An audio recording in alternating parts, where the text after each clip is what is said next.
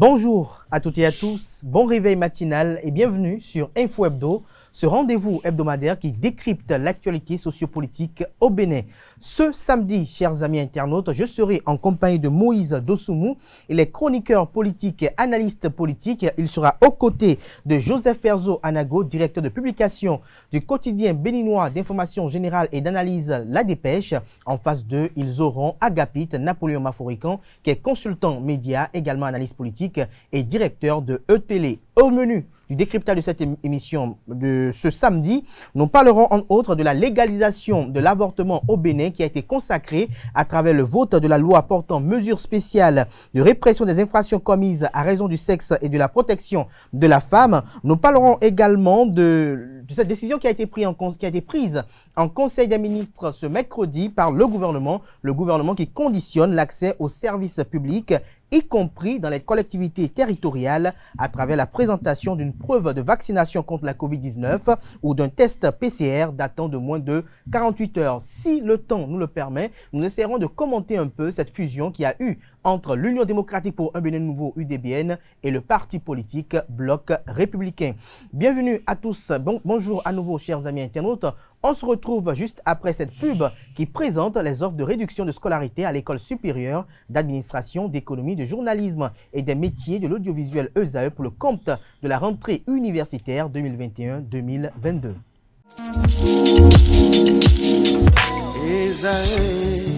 Étudiantes, étudiants, parents d'élèves, nouveaux bacheliers, vous recherchez une école adéquate de formation professionnelle et pratique pour vos études supérieures? Une seule référence, ESAE. ESAE vous offre des demi-bourses et réductions dans toutes ces filières. Waouh!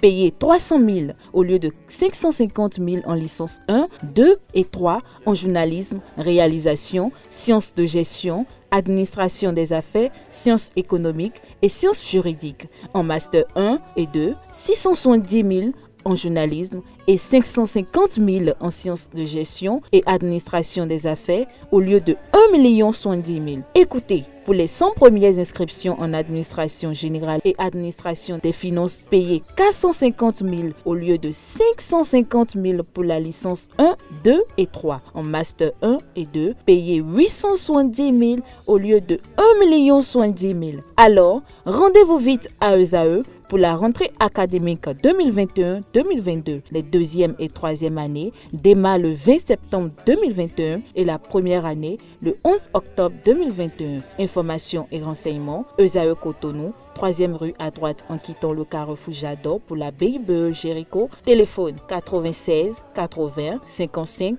11 ou 98 98 14 00 ou encore 90 93 65 21. ESAE, l'excellence à un an. Le décryptage du jour sur Info Hebdo de ce samedi, chers amis internautes. Moïse Dosoumou, bonjour. Bonjour Kader. Merci d'être à nos côtés ce samedi. Bonjour à vous, Agapit Napoléon Maforican. Bonjour Kader, bonjour aux internautes. Merci pour le sacrifice et bonjour à vous, Perzo Anago. Bonjour chers confrères, bonjour aux internautes de ESAE TV.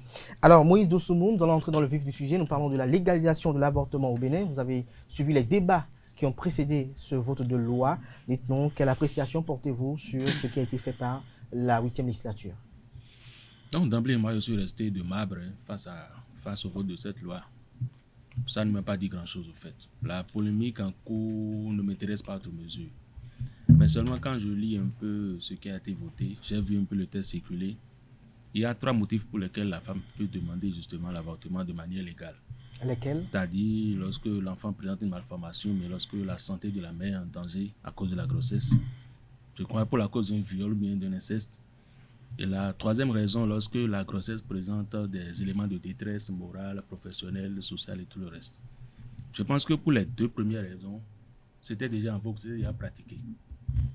Pour la 3e raison, je me demande comment le décret d'application va permettre à la femme de justifier que la grossesse la met en détresse morale, professionnelle, sociale et autres. Je me pose des questions sur les modalités d'application justement de cet alinéa de cet article-là. Comment est-ce que la femme, si c'est pour une raison fantaisiste qu'elle veut apporter, comment est-ce qu'elle va justifier que c'est pour détresse morale, professionnelle et autres, pour que le médecin puisse accéder à sa requête? C'est la question que je me pose. C'est la question. L'autre chose, je me dis, l'avortement, c'est vrai, on s'en offusque de manière générale, mais c'est largement pratiqué chez nous. nous ne voilons pas la réalité. Ça se fait au jour le jour, de jour comme de nuit, depuis tant d'années. On n'imagine pas le nombre d'enfants, en fait, d'enfants qui sont exécutés comme ça, quasiment tous les jours, presque au vu au-dessus de tous. On n'imagine pas. Donc la loi dit qu'elle est venue régler ce problème. Et je ne pense pas qu'elle va régler ce problème parce que les femmes qui désireront avorter vont continuer à le faire de manière illégale si elles ne répondent pas à ces critères-là. Ou bien celles qui, même si elles ne répondent pas, peuvent tous s'arranger pour répondre officiellement à ces critères et le faire en douce. Donc pour moi, l'un dans l'autre, ça ne règle pas grand-chose. Mais le danger serait que, vous savez, quand on dit que on a légalisé l'avortement, pour ceux qui ne comprennent pas grand-chose, qu'ils soient aussi bien intellectuels que non intellectuels, c'est que pour une raison ou pour une autre, même dans l'opacité, on peut continuer à faire l'avortement. Parce qu'on a dit maintenant, c'est légalisé, c'est ouvert, donc n'importe qui peut se lever et le faire subir à la femme, bien la femme peut se lever et le faire. C'est vrai, on va sanctionner, comme on le fait déjà avant le vote de la loi.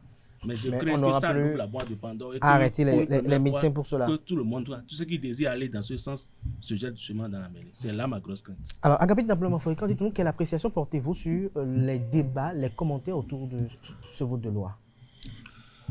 Je partage la position de Moïse sur l'essentiel. Je dirais ensuite que nous sommes dans une société d'hypocrisie. C'est-à-dire que tout le monde fait derrière cette affaire-là. C'est-à-dire que tous ceux qui veulent le faire, le font. Tous ceux qui veulent le faire. Il n'y en a pas qui souhaitent faire l'avortement ou faire avorter leur enfant et qui n'ont pas réussi. Puisqu'il y a toujours l'expertise médicale existe clandestinement. Et ce qui est interdit est beaucoup plus pratiqué, surtout dans le système délétère dans lequel nous sommes restés pendant longtemps. C'est évident qu'il est difficile de contrôler cet acte-là. Donc, dans l'absolu, c'est qu'on a légalisé ce qui était déjà pratiqué ouvertement, au vu au-dessus de tout le monde, sans c'est quand quelques peleux tondus sont arrêtés parce que ça tourne mal, qu'on les sanctionne. Et là, en dehors de ça, les gens le pratiquent ouvertement. Donc, moi, je trouve que, pour moi, c'est mieux, c'est beaucoup plus simple de rendre ça au grand jour et maintenant de responsabiliser parce que désormais, l'acte sera pratiqué. Si ça tourne mal, la responsabilité du médecin est double parce que, ou de celui qui aura pratiqué. Parce que, quelles que soient les informations ou les prescriptions de décret, les dispositions, il faut bien que l'opérateur, donc le prestataire de service, donc le médecin ou l'agent de santé, justifie l'autorisation. Puisque dans le troisième critère dont a parlé Moïse, il faut, bon, même pas que ça, il y a des critères sur lesquels un groupe d'experts devrait se réunir normalement pour statuer. Pas dans tous les cas, mais il y a des cas où ils doivent statuer. Alors si dans les cas où ils doivent statuer, et le médecin n'a pas attendu qu'il statue et il pratique son affaire clandestinement, il aura à répondre. Mais dans le cas où il n'a pas statué, puisqu'on a dit que la femme peut se rapprocher de médecin assermenté ou d'un agent de santé, bon, il est dans ces conditions, donc on revient au cas où avant il le faisait clandestinement et aujourd'hui il le fait ouvertement. Donc pour moi, je ne trouve pas. Il n'y a pas péril à la demeure. C'est un acte plutôt qui entre dans l'évolution de notre société. Et si on doit rentrer dans la société, dans les évolutions de la société, il y a trop d'éléments de morale que nous constations, ou bien que nous considérions comme des éléments de la morale, mais qui sont tombés face à la progression de la médecine. Et donc, le débat qui est sociétal aujourd'hui, c'est le débat de la moralité, de la valeur de l'éthique qui est derrière cette pratique. Et là, nous rentrons peut-être dans la position de l'Église, la position de Vlavonou, et peut-être beaucoup d'autres positions peut-être sur lesquelles on pourrait revenir. On va revenir dans un instant. Alors, Joseph Perron-Nago, d'entrée de jeu, Agapit Naplomo-Foika, au cours de son argumentaire, a dit que nous sommes une société d'hypocrisie. Est-ce que vous partagez cet avis?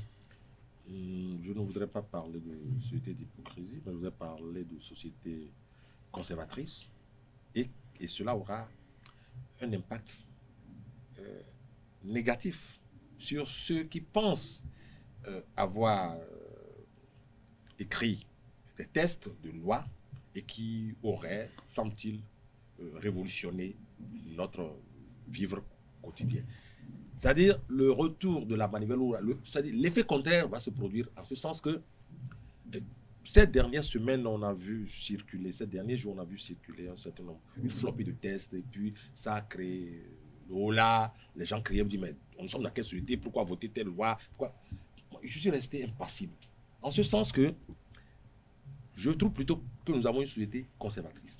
Une société conservatrice qui n'accepterait même pas qu'on aille faire telle chose. Nous l'avions déjà ainsi bâti, notre société. Et donc, quand un test vient qui touche à ces préceptes, à ces conceptions familiales, à ces interdits que nous avions toujours gardés pour nous, moralement, il est difficile pour une femme dans cette société de se lever un beau matin et d'arguer de ce que, attention, c'est parce que la loi me l'a recommandé que je m'en vais avorter. C'est-à-dire, les cas seront rares. Donc, nous aurons l'impression, dans 5 ans, que rien n'a véritablement changé. À de rares exceptions, des intellectuels vont se lever pour dire, je fais une extrapolation, je donnerai désormais mon nom à mon enfant. Désormais, c'est moi qui serai le père de famille, en greffe. C'est des choses qui ne pourront pas s'observer. Donc, cette loi qui a été votée, moi, me laisse froid parce que je sais que nous avons une société profondément traditionnaliste. Vous pensez que les gens ont de réticence à se rendre dans les centres de santé pour dire officiellement... Cela va de soi que ça va profiter seulement à quelques éclairés, à quelques illuminés de la société, en toute honnêteté. Parce que déjà, il n'y a qu'à aller voir le tollé que suscite souvent certains gestes où on dit, nous tous, nous cherchons l'enfant et puis toi, tu allais lui enlever la vie.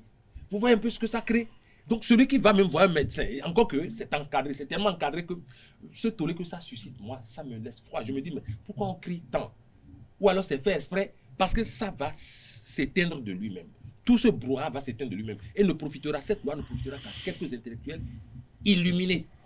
Comme il en sera aussi de toute cette flopée de lois qu'on est en train de voter à l'appel. Parce que ce n'est pas conforme à nos us, à nos coutumes, à nos habitudes. Et je dis, nous sommes dans une société traditionnaliste, une société qui est conservatrice. Alors, Moïse Dossoumout, tout à l'heure, vous avez écouté votre prédécesseur, Joseph Pézonagou, qui estime que cette loi ne va profiter qu'un groupuscule de personnes. Mais lorsqu'on y voit de près, cette législation vient quand même résoudre un certain nombre de problèmes. Lesquels, par exemple? Je vous pose la question. Non, je ne vois pas, enfin, ce que ça doit pour elle, je ne vois pas. Parce que je le disais tantôt, la femme qui veut avorter, mais l'homme qui veut faire avorter sa partenaire va réussir à le faire dans l'un ou l'autre des cas. Donc ce n'est pas la loi qui leur donnera les atouts pour le faire. Mais la plupart des personnes qui ont approuvé cette loi estiment qu'il y a beaucoup d'avortements clandestins qui s'effectuent. Et la clandestinité va continuer.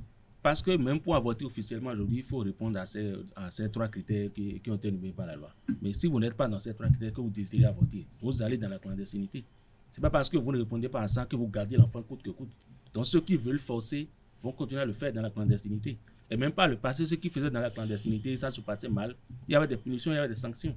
Donc pour moi, ça ne règle pas aucune mesure un problème sociétal. Est-ce que vous estimez qu'il y a d'autres critères qui devaient être ajoutés à ces 3 je ne pense pas, parce que même si c'est un examen médical, une pratique médicale, il faut que ce soit encadré, ça va de soi. Mais ce qui me gêne un peu dans tout ça, c'est l'absence de débat avant le vote de cette loi. C'est une loi, je ne dirais pas fondamentale, mais ça touche à tous les corps de la société. Ça touche la société dans son ensemble, dans son entièreté. Il aurait fallu que toutes les forces vives de la nation se prononcent sur cette loi-là. Que ce soit peut-être un défilé à l'Assemblée, mais un débat public qui s'organise. Que les uns et les autres se prononcent, parce que personne n'a la science infuse. À terme, on aura une loi qui va respecter plus ou moins les opinions des uns des autres. Ça va créer une sorte de consensus. Et voyez même les conditions dans lesquelles on vote les lois. C'est vrai, on nous dira que par le passé, on votait des lois tard la nuit, d'accord. Mais au moins par le passé, on avait des sons de cloche. Mais aujourd'hui, rien de tout ça. On vous apprend du jour au lendemain que telle loi est programmée à 23h quand l'étude et à 2h du matin, c'est voté. Et ce sont des lois qui touchent la société. Donc je pense que le problème, c'est de faire en sorte qu'il y ait des débats publics. Mais il y a eu débat. Moi, je n'ai pas eu de débat. Vous avez suivi quelques témoignages Un témoignage n'est pas un débat. Il faut des débats. Les artisans se prononcent, les enseignants se prononcent, les gens des religions se prononcent. Un peu partout, les médecins se prononcent. Et on voit les contradictions se révéler. Et ça permet de faire rejaillir la lumière, on peut corriger certains aspects de la loi et ça va profiter à tout le monde. Mais tel que c'est fait là, je trouve que c'est un peu déplorable. Est-ce que vous pensez, Agapit Napoléon Africain, que les procédés et la procédure du vote de cette loi paraît un peu hétérodoxe? Hétérodoxe. Bon, en fait, non, je voulais d'abord revenir sur la question de l'impact de la loi. Non. S'il y a clandestinité, c'est que le praticien lui-même aura voulu. Et donc là, cette fois-ci, il n'est plus couvert du tout. Je pense que la sanction sera encore plus grave parce qu'aujourd'hui, ce n'est pas, il n'objectera plus que c'est vraiment un cas urgent et que, comme c'est interdit, bon, lui, il a pris sa responsabilité. Bref, quand c'est autorisé là, donc la clandestinité devient une volonté réelle c'est-à-dire, un mépris pour la loi. Là, parce que rien ne le bloque. Aujourd'hui, il n'a qu'à suivre la procédure. Il y a dans le troisième critère, il y a une ouverture. En fait, on a encadré, mais on a ouvert. En termes d'encadrement, on a ouvert. Il faut pas qu'on tourne en rond. Alors quels sont les critères qui encadrent Non, c'est-à-dire en clair, une femme qui estime que du point de vue émotionnel, elle n'a pas besoin d'un psychologue ou d'un psychanalyste pour se faire avorter. Elle en parle, elle va voir un médecin en mesure de le faire, donc elle le fait. Elle est adulte, elle estime qu'émotionnellement, elle ne peut pas garder son enfant. Donc, c'est pour ça que je disais que nous sommes en face des réalités du monde moderne et de l'évolution de la science. Et ce qui est des choses qui choquent parce qu'on est traditionnaliste, on est conservateur. Mais on ne réussit pas à consommer les produits nouveaux. Tout le monde utilise la télécommande. Personne ne dit je vais aller allumer ma télé. Il y en a très peu qui utilisent la télé, qui préfèrent utiliser la télé blanc-noir. Encore aujourd'hui. Et tout le monde a besoin de plasma ou donc de LED ou bien d'OLED ou de QLED. Tout le monde veut utiliser, tout le monde veut être à la page donc de technologie. Mais on ne veut pas que les pratiques y aillent. Tout le monde utilise le scanner. La radiologie a évolué. On utilise le scanner, on va à l'IRM. Et personne, on ne dit pas non, moi je suis conservateur parce qu'il y a des radiations magnétiques à l'IRM, je ne veux pas. Alors donc, la science a évolué. La science a évolué et évolue avec ses travers. La science a d'autant plus évolué avec ses travers que les technologies ont évolué, les pratiques ont évolué, les morales ont évolué. On a connu le mariage comment la notion de famille. Lorsqu'on demande à un homme à des gens de même sexe de se marier, et même d'adopter des enfants. Non, je viens. Donc d'adopter des enfants. Donc ça pose le problème moral. C'est pour vous dire que toute la société, notre société s'est modernisée avec les problèmes moraux que ça pose. Donc, ne soyez pas surpris que les gens ouvrent les procédures. Moi, je me dis que ça fait partie de notre temps. Ceux qui ont vécu il y a 50 ans, il y a 200 ans, n'ont pas eu ce problème. Maintenant, les moments de vote des lois. Je ne vais pas en dire. Est-ce qu'un député qui est député, qui n'est pas en mesure de passer la nuit pour voter une loi, il est payé pour ça. Moi, j'ai été chroniqueur parlementaire. Il y a des lois qui ont été votées tard. On a arrêté même le budget de l'État. Parfois, a été voté, parfois tard. On a arrêté l'horloge. Parce qu'on ne devait pas dépasser. Si on quitte le 31 décembre pour le 1er janvier, c'est que nous rentrons. Le budget n'a pas été voté à temps. On rentre dans deuxième provisoire ou dans projet d'ordonnance selon la manière dont le projet a été déposé. Et donc, on a voté. Donc, voter les lois la nuit n'est pas. Hier, c'est pas. Moi, j'ai été chroniqueur. Ce que disait tantôt, c'est qu'il estime. Je viens sur la question du débat. Il rapporte l'opinion publique où les gens estiment que les lois sont conçues par l'exécutif et le Parlement sans débat approuve. On n'a pas besoin de faire de débat, je reviens là-dessus, mais je parle du temps où ces lois sont votées. Il faut le laisser aller à la fin de mon raisonnement. Le temps, c'est ce qui concerne le parlementaire. Et si le parlementaire, ils ont 41 heures, s'ils ne peuvent pas faire le sacrifice, ce n'est pas au quidam de dire qu'ils ont voté ça la nuit. Ils peuvent voter ça à 4 heures du matin. Les parlementaires sont là, ils sont convoqués. Quand on les convoque pour voter une loi, ils savent qu'ils connaissent comment ça commence, ils savent comment ça finit. Donc, c'est à eux de se mettre d'aplomb pour pouvoir suivre. Maintenant, les débats, oui, on peut déplorer. Je le déplore aussi. Je le déplore, mais le débat, ce n'est pas aux parlementaires de susciter le débat. C'est à la société. Est-ce que quelqu'un a demandé à l'Église catholique de prendre position? Même Vlavonu, le président de l'Assemblée nationale, a pris position. Mais où sont les partis politiques? Où sont les ONG qui se disent des droits de l'enfant? Où sont les ONG où sont tous ceux qui se disent de ça? Ils sont encore dans leur grand sommeil. Parce qu'il n'y a aucun partenaire ne finance encore ça. Parce qu'ils n'ont pas de coupure. Ils n'ont pas encore de raison. Ils n'ont pas encore un projet. Ils n'ont pas encore un agenda à remplir. C'est là le débat. Je pense que le débat il est ouvert. Personne ne vous donne. Si moi j'avais à écrire, j'aurais fait ma lettre, envoyée. Mais ce qu'on peut déplorer, Oui, pour finir. oui, ce qu'on peut déplorer, et c'est dans cette affaire, il faudrait peut-être que lorsque le sujet est rendu public par l'exécutif ou par le législatif, selon le modèle choisi, il faudrait peut-être laisser un temps. Comme dans une société totalement apathique où les gens, quand leur vente n'est pas intéressée ou leur intérêt n'est pas... Il faut laisser le temps pour que au moins ceux qui sont intéressés se donnent un peu le temps. Mais je vous dis, quand on le donne 6 mois, qu'on donne un au débat, on va tourner en rond. Donc, autant passer à autre chose. Et lorsque ça se bloque, on revient, on change. Ça ne gêne personne. Ça ne gêne personne. Mais l'idéal aurait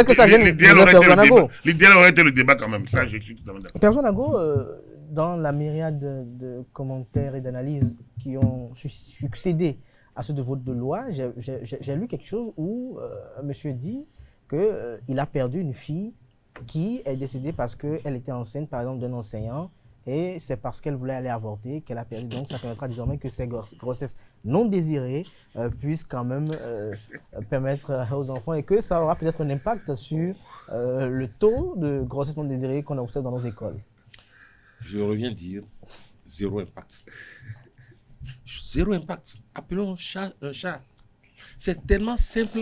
La femme qui est enceinte à l'issue d'un viol. La question du viol était déjà réglée depuis dans la loi de 2003. Zéro impact. Vous savez, moi je dis ceci. Pour vous, cette loi, ce n'est pas l'avancée d'une société ne doit pas se mesurer par la quantité de lois qu'on vote à l'appel. Honnêtement.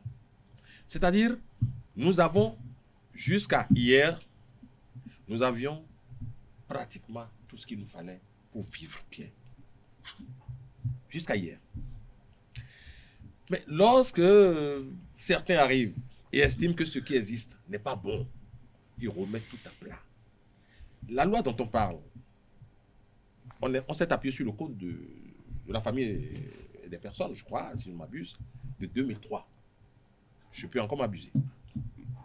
C'est une ancienne loi sur la santé sexuelle et la reproduction. Voilà, 2003, c'est une ancienne loi. Et lorsque j'ai entendu dire, il y avait des brouhahas, des vacarmes énormes pour dire comment se fait-il que l'enfant puisse porter le nom de la maman et tout, allez encore là-bas, vous allez voir. Donc, nous avions pratiquement tout ce qu'il fallait. Pratiquement tout ce qu'il fallait. Et donc, quand je dis zéro impact, c'est quand c'est-à-dire, certains se complaisent dans des jérémiades en disant ma fille a failli mourir, ma fille a fait ça et tout. Non, non, écoutez, si d'autres veulent justifier ce qu'on vient de voter. Vous avez suivi d'autres réactions, Angela Pédia, Karine Gagné et bien d'autres. Écoutez, nous avons cette tendance à choisir ce qui nous arrange pour péréronner. Moi, je voudrais dire ceci. Je parle d'une société qui est traditionnaliste. Et heureusement, Agapit l'a reconnu, nous avons une société véritablement traditionnaliste, mieux encore conservatrice. Et quand on est en face d'une telle société, et en ce moment je me range du côté de mon confrère pour dire que le débat était nécessaire. Je ne suis pas d'avis avec Agapit pour dire que on fait puis on passe à autre chose. Non. Le problème est celui-ci. Les lois, on va les voter. Elles vont s'amonceler en pile et ne profiter qu'à une minorité dans la société. Parce que les autres vont te dire, ça ne m'intéresse pas. Vous voyez, il y a eu des réactions ici où une femme s'est opposée au tribunal, même si elle n'a pas réussi, c'est déjà, ça dit une sorte de kaléidoscope de la société. Elle dit, ah non, laissez mon mari rentrer. Elle m'a battu, certes, mais quelle que soit la loi, on aura toujours des oppositions. Bon, c'est pas une question d'opposition. C'est aller dans cette société pour aller voir ce que c'est. Je dis, mais pourquoi ne pas dialoguer avec cette société? Ce n'est pas que ça va prendre des mois, contrairement à ce que pense Agapit. Non. Le dialogue dont on parle, à moins que je n'ai compris la démarche de mon confrère, c'est est-ce que le débat a été lancé? Vous savez, cette loi, on a commencé à en entendre parler depuis quand? À peine, bon, c'est parti à l'Assemblée. Et lorsqu'il dit, bon, je sais que il est resté dans les associations, il sait comment ça fonctionne. Lorsque nous allons à certains congrès constitutifs, tu connais notre spontanéité. Bien sûr.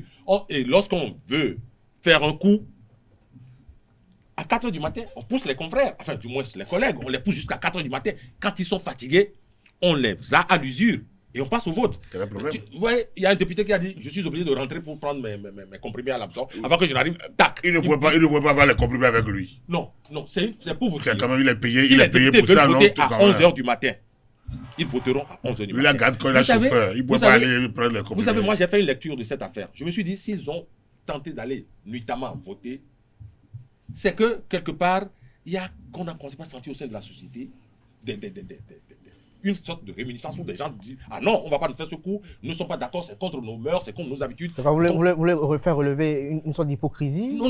Les gens peuvent se retrouver en plein midi autour de l'Assemblée pour dire « Nous ne sommes pas d'accord. » tellement plat à l'Assemblée que... Vous voyez un peu, c'est possible. Et là, on dit « Mais il se serait déjà couché. Nous allons faire notre coup vers 4h du matin. » Quand on veut faire les coups, on va tard dans la nuit. Alors, Moïse Dossoumo, lorsqu'on parle toujours des réactions autour, certaines personnes estiment que c'est le début d'une avalanche de lois qui sont quand même en quelque sorte contraires à nos valeurs africaines, comme la légalisation également de l'homosexualité. C'est un téléchargement. Ça viendra ou ça ne viendra pas. Mais bon, si ça doit venir, tel que ça se passe, ça va s'imposer en griffe. Et ceux qui pratiquent déjà ça ne vont même pas pouvoir le faire au grand jour. Donc ça va toujours rester dans la clandestinité. Donc, loi ou pas, il n'y a aucun souci. Alors, Agapit Nampalomafoué, quand même question, est-ce que vous pensez que la légalisation de l'avortement est annonciatrice de la légalisation de l'homosexualité également au Bénin? Je n'ai même pas envie d'y penser parce que ce n'est pas mon travail à moi. Moi, ça me laisse froid. Parce que les gens... Est-ce que c'est parce qu'il s'agit de l'homosexualité? Il y a des homosexuels à Cotonou. Il y en a dans le pays. Bon, notre loi n'a pas interdit. Moi, je veux un débat sur la notion de famille. Un débat, si les députés ne le font pas, mais la société n'a qu'à le faire. Je vais vous dire une chose. Par rapport à deux lois qu'on a votées, et vous allez voir l'ampleur du débat. Première loi, la loi sur le code de la famille, justement, la loi de 2004 sur le code de la famille des personnes. Moi, je m'appelle, même en 1997, nous parlions de cette loi. En 1997, on en parlait. On parlait, le débat se faisait sur l'égalité de l'homme et de la femme, sur la polygamie, sur la succession, sur le lévira. Tout ça, le débat a été fait. Demandez-moi quelle étude a été faite de 2004 à aujourd'hui. Donc le débat a été fait sur près de 10 ans. La loi a été votée. On a fait des séminaires, il y a eu des ONG, les trucs. Le vote de la loi là, a réglé quel problème fondamental malgré les années de débat. Il y a eu des années de débat, mais on a voté. La question de polygamie a été encadrée. Demandez-moi si les femmes sont réellement encadrées par là. Est-ce que le statut a changé parce qu'on a encadré la polygamie dans la loi de 2004? Moi, j'attends un rapport qui me dit que le statut a changé. Moi, j'ai écouté des femmes parler. Et aujourd'hui, il y a des situations où les biens des dames sont prêtes à négocier même un enfant d'un homme marié parce qu'elles en ont besoin. Posons le débat. Ça, c'est le premier. Je ne rentre même pas dans la succession.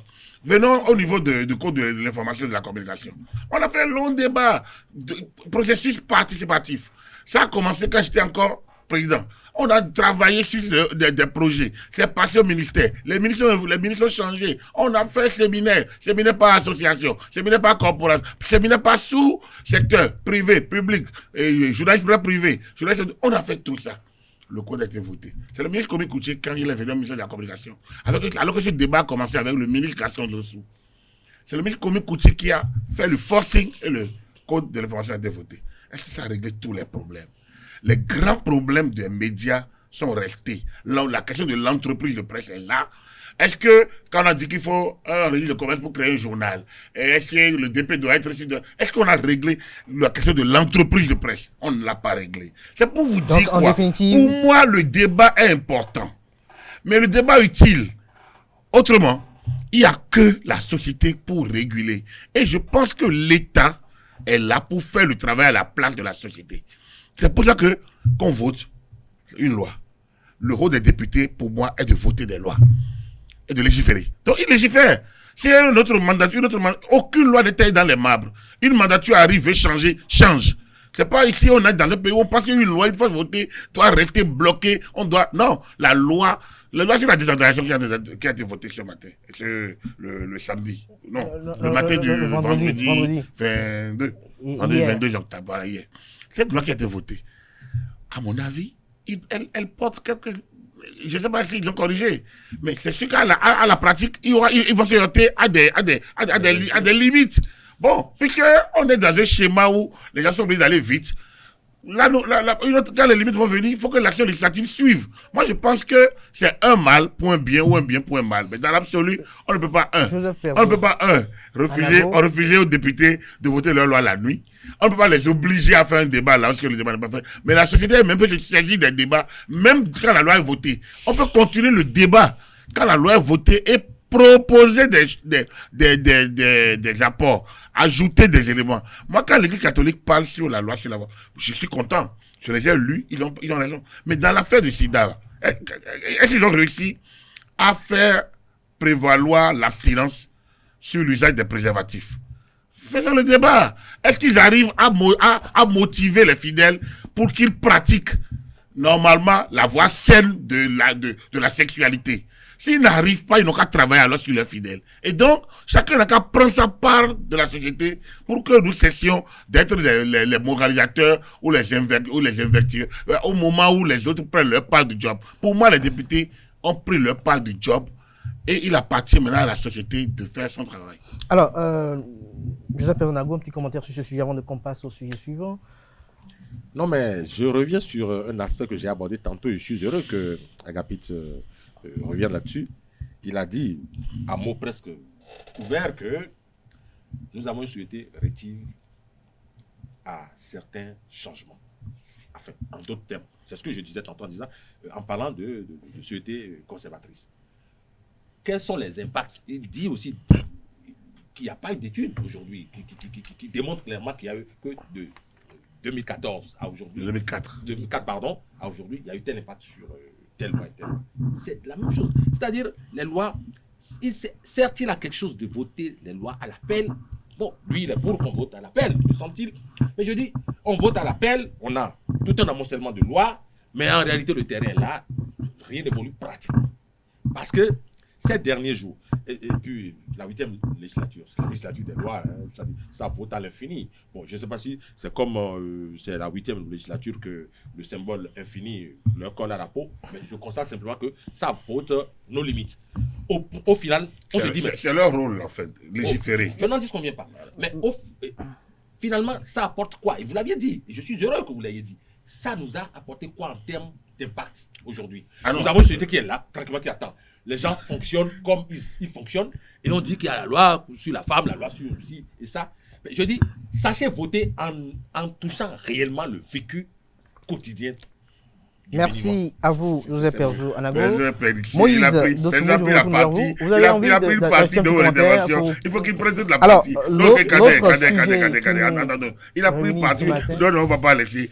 Je dis, le grand débat a été fait sur certaines lois. Et pourtant, c'est pour dire que les problèmes, la question des problèmes... Non, attendez. Oui. Nous sommes dans la pédagogie. Oui. Le point du débat, il faut l'analyser peut-être ailleurs. Mais les lois également, l'impact des lois sur nos sociétés, il faut déjà analyser ailleurs. Mais est-ce que ça va empêcher les gens de faire leur travail? C'est non. Donc, pour moi, les députés font leur travail. Il appartient à la société de faire la sienne. Alors, moi, ça. Moïse Oussoumou, pour évoluer dans ce débat, mercredi dernier, ici le Conseil des ministres qui s'est tenu sous la présidence effective du chef de l'État et chef du gouvernement, le président Patrice Talon, le gouvernement a décidé de conditionner l'accès aux services publics, y compris aux collectivités territoriales, à la présentation d'une preuve de vaccination contre la COVID-19 ou d'un test PCR datant de moins de 48 heures. Non, il fallait s'y attendre. Ce n'est pas une surprise parce que quand on voit un peu l'attitude du gouvernement qui promeut la vaccination, on devait s'y attendre pour obliger les gens forcément à aller vers la vaccination. Parce qu'il y a une grande réticence. Quand on voit les chiffres, le Bénin ne met pas. Mais est-ce que c'était la bonne méthode? Non, ça c'est la bonne stratégie de la pratique qu'on va constater, c'est la bonne méthode ou pas. On ne peut pas reprocher au gouvernement de prendre une décision, mais de vouloir que les choses se passent comme il le souhaite. Le gouvernement a l'initiative des décisions. Donc il fait bien de prendre les décisions. Maintenant, si c'est des décisions pratiques, on le verra à l'aune des faits. Mais pour l'instant, c'est le choix qui a été fait. Et le Bénin qui n'est même pas encore à 1% de population vaccinée. Vous voyez, au Togo, à Copré, ils sont à 4%. En Côte d'Ivoire, ils sont à 4%. Donc les gens traînent vraiment à aller vers cette affaire-là parce qu'ils n'y croient pas. C'est aussi simple que ça. Alors, tout à l'heure... Maintenant, on verra. Oui. Quand on prend des décisions pareilles, moi je me dis c'est qu'ils se sont assurés au préalable que tous les agents publics, qu'ils soient au niveau central ou décentralisé, déconcentrés, sont déjà vaccinés. Et je ne pense pas que ce soit le cas. Donc, s'il y a ceux qui travaillent ne le sont pas, donc ce n'est pas ceux qui viennent de l'extérieur en tant qu'usagers qui le seront. Parce que le contrôle qui doit se faire à l'entrée doit se faire d'abord pour ceux qui y travaillent, ensuite pour les étrangers. Donc je me dis, on devait d'abord s'assurer que tous les agents publics, quelles que soient les catégories, sont déjà vaccinés avant d'aller vers cette mesure. Sinon, ça, en termes d'efficacité, je le vois cette mesure très inopérante sur le terrain. Alors, Agapé Naplomo-Foïkan, tout à l'heure, Moïse Dosunmu relève une réticence des populations dans ce processus de vouloir se faire vacciner. Mais est-ce que cela n'est pas dû au fait qu'il y a peut-être un déficit d'information au niveau des populations? En cet octobre 2021, si on parle de déficit d'information, je pense qu'il va falloir aller ouvrir placer des tuyaux dans l'oreille de chacun pour qu'il puisse comprendre ce qu'on dit. Ça a été dit dans toutes les langues. Autant en outre, on pourrait dire que oui, est-ce qu'il ne faut pas changer peut-être la stratégie? Tout le monde, la stratégie ou pas, tout puisque le monde est informé. Les réseaux sociaux contribuent à la démobilisation. Tout le monde est informé. Vous ne pouvez pas, si vous regardez les réseaux sociaux, c'est là que j'avais en venir. Vous savez, on est dans une société ouverte aujourd'hui. Donc, le dilemme pour le pouvoir public, c'est je fais quoi finalement? Je laisse faire, on va attaquer. Je régule, on va attaquer. Je me tais, on va attaquer. J'agis, on va attaquer. Donc, vous faites ce que vous pensez de votre devoir de faire. Et quand vous voyez le ministre de la Santé aller venir expliquer, vous comprenez la difficulté que l'autorité publique aujourd'hui a à convaincre. On est à peine 5 réellement vaccinés dans le pays. Dans un pays où on attend au minimum 6 millions de vaccinés. Ça pose un problème. Ça pose un problème. Et ce n'est pas un problème de communication. C'est un problème de discipline. Et ça, c'est individuel. C'est cette indiscipline que nous avons, où chacun pense que son moi supplante le moi général. Les gens investissent des vaccins, mais ils consomment plein de médicaments qui viennent de l'Occident. Mais ils sont... Mais justement, est-ce que c'est pas au regard des commentaires qui il y a des commentaires de l'Occident? Tapez n'importe quel médicament, allez sur Google, sur le moteur de recherche, vous verrez que le médicament a des effets secondaires. Tapez n'importe quel médicament. J'en prends. Tapez, vous allez voir que ça a des effets secondaires. Moi, le premier moment où on m'a parlé de certains types de médicaments, je regarde, j'ai eu peur de prendre. Et puis après, le médecin dit, mais c'est ça ou c'est ça? Quand vous savez que c'est ça ou c'est ça, vous choisissez. Ou vous n'avez pas le choix à vous laisser et puis bon, vous subissez les conséquences. On est prêt à laisser la plaie gangréner et après quand il faut sectionner les pieds, tout le monde commence à crier. Moi je pense que les pouvoirs publics font leur part du job. La décision qui a été prise, c'est est-ce que le gouvernement peut faire autrement? C'est la question.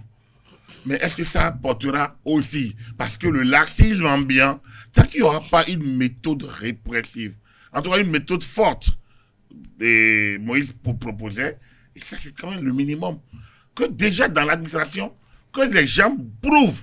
Mais dans un pays où les gens trafiquent même les cartes de vaccination, les trucs qui ont des codes les codes barres. Donc, normalement, j'espère que nos administrations vont être se doter de détecteurs, de fausses cartes. Et détectent déjà, enlèvent les fausses cartes. Et obligent les agents publics à se vacciner. Est-ce que tous nos députés sont vaccinés? Est-ce que tous nos membres d'institutions sont vaccinés? Est-ce que tous les directeurs centraux sont vaccinés? Est-ce que tous les cadres, hauts cadres de l'administration centrale de l'État sont vaccinés? C'est là la question. Les gens ont des cartes, Est-ce que tous ceux qui ont les cartes ont pris le vaccin? Donc c'est quand on a réglé ce problème qu'on verra la pertinence de l'agent public, du citoyen, de l'usager qui n'aurait pas fait pour lui. Alors Joseph Péronaro, quelle est votre opinion sur cette décision? Mais une fois encore, je vais m'appuyer sur ce que vient de dire Agapit pour avancer. C'est rare, hein? Enfin, et puis il m'en voudra encore. Il prend une partie. Alors, il vient de dire qui sont ces directeurs centraux? Est-ce que tous les députés? Et je voudrais à sa suite dire, est-ce que nous tous qui sommes ici sur ce plateau, nous sommes vaccinés? Moi, je l'ai fait. Je l'ai fait en mai. Je le dis. J'ai fait la deuxième dose en juillet. Formidable. Je t'en félicite. Je m'en félicite parce que je reconnais que je l'ai fait. J'ai mon pass sanitaire. Je crois qu'il l'a fait parce qu'il le dit devant tout un peuple. Je ne voudrais pas me hasarder à poser la même question. Kader, que je sais, ne l'a pas fait, par exemple. Je l'ai fait. Kader peut-il la prochaine fois exhiber sa carte ici? Je viendrai avec la mienne. Donc, pour dire ceci, c'est déjà une forme de répression douce que nous sommes en train de nous faire ici. Et je partage totalement le point de vue de Agapit pour dire ceci. Autant je le fais, je suis un partisan farouche de la liberté. Mais faudra-t-il, en concédant la liberté, faire en sorte que la liberté de l'autre empiète sur celle de l'autre? Ça pose un problème. Le travailleur qui n'a pas envie de se soumettre à cette règle est aussi dans la jouissance de ses droits, de sa liberté. Au même moment, il met la vie des autres en péril. Comment trancher? Indiscipline, inconscience, je ne le pense pas. Il y a un problème aujourd'hui. Si ce qui se passe aujourd'hui, la Covid-19, était la Covid-77, la Covid-80 pour dire dans les années 80, là, ce serait déjà vacciné. Parce qu'il n'y a que le RTB comme radio. Exactement. Et comme télé, à la limite. Et ça arrête à 22 €. Vous n'avez pas d'autres sources pour vous charger la tête ou les ménages d'histoires fausses. On a vu quelqu'un qui est mort tout de suite, que Macron ne s'est pas vacciné, Talon en fait ne s'était pas vacciné. Des conneries comme ça, on se les partage parce que les gens ont besoin de faire du buzz. Les buzz ne se font qu'à travers les réseaux sociaux. Les autorités ont encore besoin de ces mêmes réseaux sociaux, au lieu de les réguler en disant il ne faudrait pas dire. Non, vous êtes d'accord qu'il faut réguler les réseaux sociaux? Vous êtes d'accord qu'il faut réguler? Au lieu de les réguler, au lieu de. Ah, okay. Le français est clair. Okay. Dans le sens de il ne faut pas dire, laissez dire. Les autres le disent avec une certaine hargne. Utilisez les armes, les arguments qu'il faut pour y aller aussi. Parce qu'aujourd'hui, on n'a pas que le RTB pour écouter l'information. Donc, à partir de cet instant, on a d'autres télés. On a même des télés, des web télés, qui racontent ce qui leur vient à l'esprit. Donc, c'est plutôt la communication. Moi, je vais dans le sens contraire pour dire, ce sera plutôt de la communication. Il faut communiquer. Là, ça va empêcher certains cadres de nous mentir ici qui s'est vacciné, par exemple. Il faut communiquer.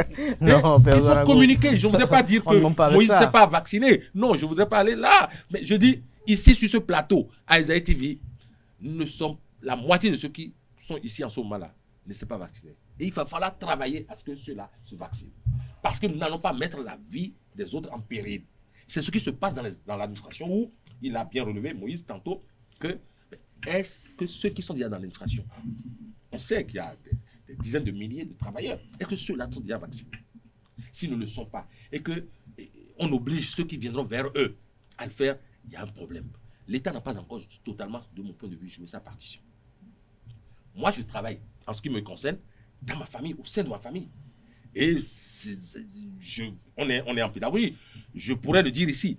J'ai fait vacciner pratiquement les miens, sauf ceux qui n'étaient pas, il y a quelques mois, en âge de le faire. Mais je viens d'apprendre qu'il y a désormais un vaccin pour les plus jeunes. Tout à fait. J'ai dit que je vais le faire aussi. Je leur ai annoncé ça il y a à peine 4 jours. Donc c'est dire quoi? Alors, Moïse Doussoumo, je suis encore fertile. On est conscient avec cette décision du gouvernement que désormais les centres de vaccination seront bondés de monde. Mais une question parvient à l'esprit, c'est de savoir est-ce qu'il y a assez de vaccins disponibles pour couvrir la demande? La décision d'imposer le pass vaccinal partout, c'est que forcément il y a un stock important. Forcément, il y a un stock important. Forcément. Sinon, ça n'aurait pas de logique. Mais je ne pense pas que c'est un problème de discipline chez nous. Ce n'est pas ça. La Covid dépasse le cas du Bénin et même de l'Afrique. C'est à l'international. Vous voyez les pays où ça fait plus de morts, des morts par dizaines de milliers. Les gens sont réticents à se faire vacciner. Ils ont vu leurs parents, leurs proches, leurs enfants mourir. Mais ils sont réticents à se faire vacciner. Des médecins sont réticents à se faire vacciner. Des gens qui soient des malades, qui voient des malades mourir devant eux, sont réticents à se faire vacciner. Qu'en est-il du Bénin lambda qui ne comprend rien? Si c'était juste une maladie limitée au Bénin, on pourrait parler de discipline et autres. Mais ça dépasse notre cadre, c'est un problème planétaire. Et les gens qui fabriquent les vaccins ne sont pas encore sûrs à 100% de l'efficacité. Les tests se poursuivent. Donc tant qu'on ne va pas arriver à un niveau où on est sûr bien de manière plus ou moins unanime que ça règle le problème, les gens n'y vont pas. Mais voyez les pays où Israël, où les gens sont vaccinés à 95%. Et pourtant on parle de troisième vague. Quand on a toutes ces informations que ce n'est pas de la désinformation, c'est réel, souffrez que les gens soient réticents à aller vers cette affaire-là. Ça va de soi. Mais pour ma part, je me suis vacciné depuis. Ça fait au moins 4 mois que je le suis. Et j'ai mon passe vaccinal sur moi. Ça, c'est à titre personnel. Mais ailleurs, souffrez que les gens, au vu de toutes ces informations, disent on n'y va pas. Parce que des médecins refusent de le faire. On a vu à la Daïsie, dans ce pays, un médecin cancérologue célèbre a refusé de se faire vacciner, il en est mort. Mais malgré ça, les gens refusent de se faire vacciner. Donc ce n'est pas limité au Bénin, ça va bien au-delà. Je me demande comment le gouvernement va mobiliser, va réussir à faire inculquer aux gens que c'est bien d'aller faire ce vaccin-là. Il faut communiquer. C'est important. Dans cet environnement international où il y a tellement d'informations contradictoires et qui ne sont pas fausses, alors je veux bien voir comment le gouvernement va s'y prendre. Comment il va s'y Et prendre? c'est là qu'on revient à la discipline. Je continue de le dire. Les pays qu'il a cités, ils sont à 70% de vaccinés. C'est là le problème. C'est-à-dire qu'un peut dire non. Pendant la grippe aviaire, beaucoup ont dit non. Mais c'est quelques rares qui disent non. Et ils le disent en regardant leurs antécédents de santé. Où il y a des homéopathes dans le monde. Il y a des végétaliens. Les gens choisissent leur mot. Ici, le gars ne vit même pas dans les bonnes conditions. Et il ne sait pas de quoi il ressort. Et il parle de ça. C'est là le problème. Et quand vous lui expliquez, il pense que vous avez un intérêt parce que vous soutenez le gouvernement. C'est parce que vous avez... Donc, du coup, il est incrédule. Alors, c'est le gars qui est incrédule. On ne parle pas. Les autres, ils lisent. Ils lisent, donc ils réagissent en connaissance de cause. Donc, quand vous prenez les États-Unis, quand vous prenez l'Europe, ils sont à plus de 60, 65, 70%. Nous, on est l'Afrique à moins de 4%. À moins de 4%. Ça pose un problème. Le Bénin, on est à 0,3%, 0,4%. On ne peut pas, avec cette donnée-là, dire que c'est une affaire de communication. Ce n'est pas une affaire de communication. Même si on fait du porte-à-porte, pour aller communiquer chez les gens, on va vous dire que vous êtes payé, des gens vont vous renvoyer. Il faut une méthode plus forte. Je dis, les pouvoirs publics, Mais quand on parle de mesures plus fortes, vous insinuez quoi? Les pouvoirs publics sont institués pour le bien collectif. Chacun gère le bien. Donc, en protégeant les intérêts individuels, les pouvoirs publics régulent les intérêts individuels pour le vivre ensemble, pour le bien collectif. Dans le cas d'espèce, quand certains refusent de se faire vacciner, c'est qu'ils mettent en danger, ils ouvrent la porte. En tout cas, ils créent l'insécurité même dans leur propre famille, ils ne savent pas. Parce que lorsqu'ils déclarent la forme grave de la maladie, ils ne savent pas combien de personnes, d'abord l'État déploie des moyens, les familles sont atteintes, et donc, au regard de ça, l'État peut prendre des mesures. À mon avis, on continue de faire des cérémonies. Moi, je dis, les enterrements continuent. Les cérémonies de plus de 100 personnes continuent sans masque. C'est là il faut aller agir. Il n'y a pas de coercition. C'est-à-dire qu'il faut changer de méthode. On a connu le temps de cordon sanitaire. Ça a fonctionné peu ou prou. Mais aujourd'hui, malgré l'interdiction, à fictionner Willouémé et des pays de l'Atlantique du Sud, ce week-end, vous allez voir des grandes cérémonies. Les gens vont faire bâche. Ils mettent en bas des faits pas. Les mesures de barrière seront respectées. Ça ne se fait pas. Rien n'est respecté. De toute façon, quand vous revenez au lieu de réception, tout le monde enlève le masque. Quand vous revenez au lieu de réception, tout le monde enlève le masque pour manger. Non? C'est-à-dire que tout le monde s'est contrit à l'église, au cimetière, on fait semblant. Et puis après, on s'embrasse lorsqu'on ne commence pas à manger. Et quand l'alcool commence à couler à flot, on oublie les mesures barrières. Pendant ce temps, on n'est pas vacciné. L'immunité collective arrive lorsque plus de la moitié, près de 70% sont vaccinés.